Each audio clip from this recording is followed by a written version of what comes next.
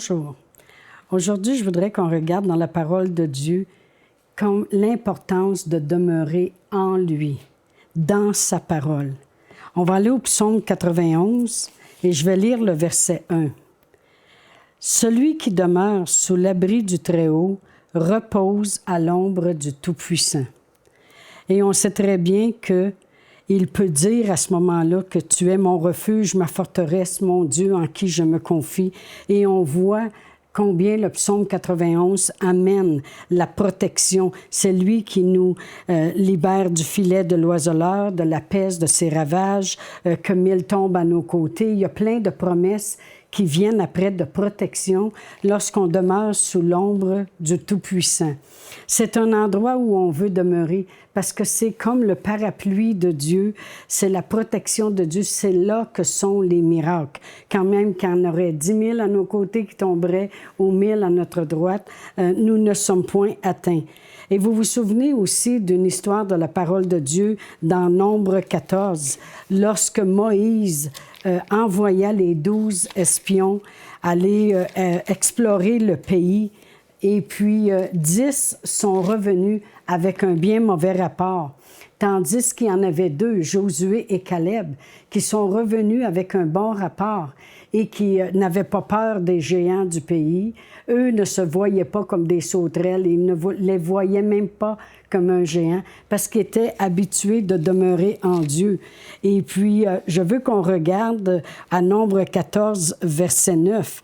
Ils ont dit aux autres, « Seulement ne soyez pas rebelles contre l'Éternel et ne craignez point les gens de ce pays, car ils nous serviront de pâture. Ils n'ont plus d'ombrage pour les couvrir. L'Éternel est avec nous, ne les craignez point. » Vraiment, ce qu'il disait lorsqu'il disait « ils n'ont plus d'ombrage », ça voulait dire ils n'ont pas la protection.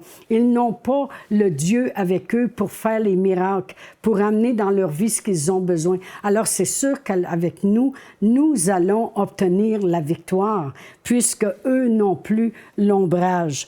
Vous vous demandez peut-être, lorsque des situations s'élèvent dans votre vie, lorsque des circonstances, des tribulations, des tests, des épreuves sont là, mais comment Dieu fera-t-il ça?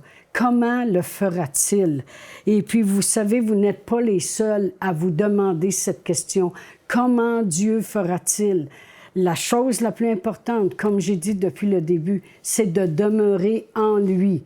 Mais vous n'êtes pas les seuls qui vous êtes déjà demandé cette question. Et on va aller à Luc 1, parce que je voulais vraiment qu'on remarque aujourd'hui qu'on demeure sous son ombre.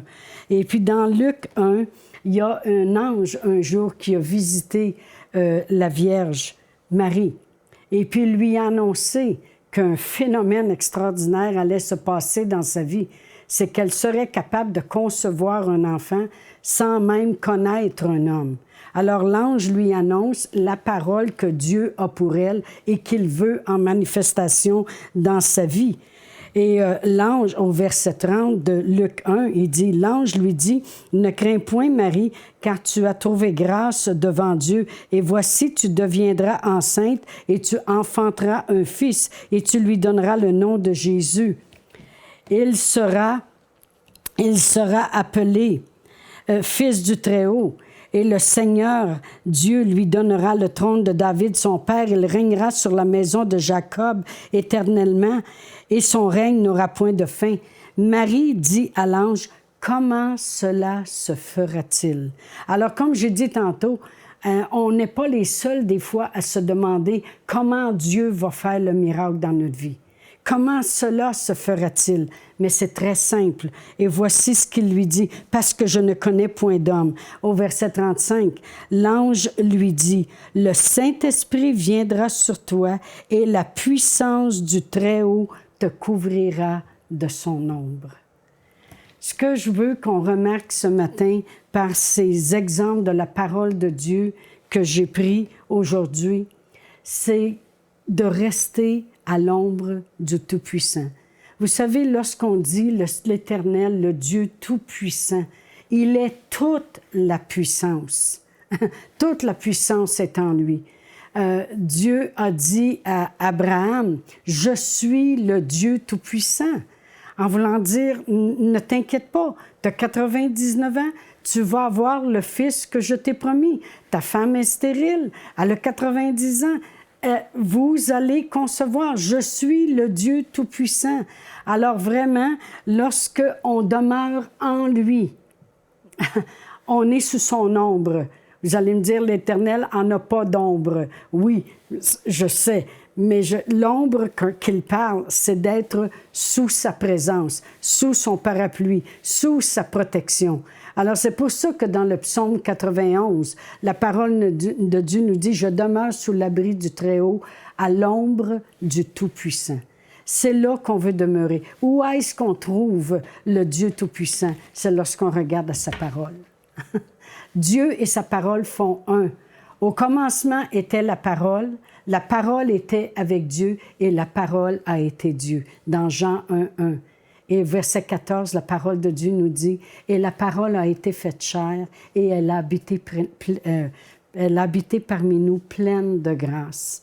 Et nous avons contemplé la gloire de ton Fils Jésus. » Jésus et sa parole font un. Lorsqu'on regarde la parole de Dieu, on s'approche de Jésus. Jésus est la représentation de son Père. Lorsqu'on s'approche de la parole de Dieu, on demeure sous l'ombre du Tout-Puissant. Et c'est là que se passent les miracles. Marie a dit, « Comment cela se fera-t-il? » L'ange lui a répondu, « Le Saint-Esprit viendra sur toi, celui qui manifeste, et l'ombre du Tout-Puissant, le Tout-Puissant te couvrira de son ombre, et tu seras capable d'enfanter. Demeurez en lui, demeurez sous l'ombre du Tout-Puissant, et vous enfanterez les choses dans lesquelles vous croyez de sa parole. » Amen. Pour aller plus en profondeur, vous pouvez lire et télécharger la version complète de cette pensée du jour sur le site enseigne-moi.com.